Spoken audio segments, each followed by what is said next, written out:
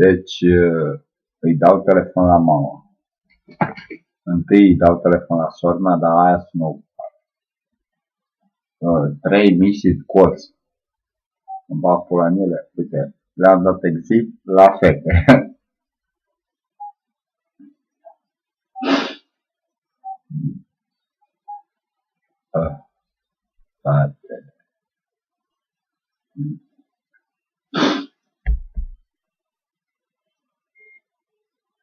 Bun. Hai să vedem ce zice mama.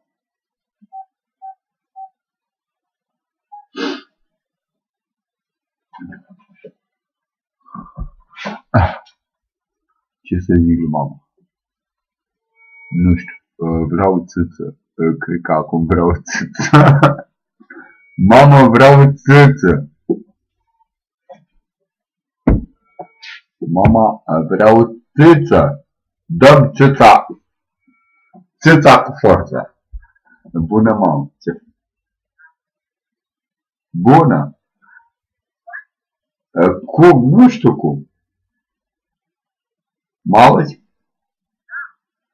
Ce faci? Ce mănânci?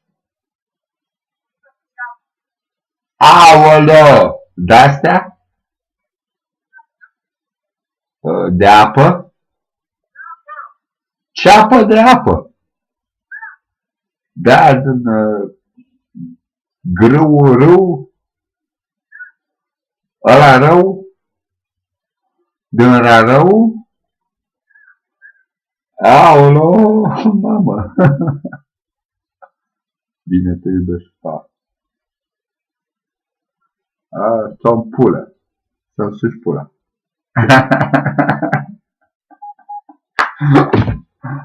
I-am zis lui mama să-mi sugă pula. O zic doar așa.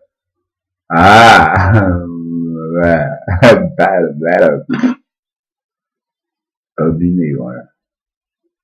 Cu pizdă. Sau toate flocile. Mă tare în pula. Îți place?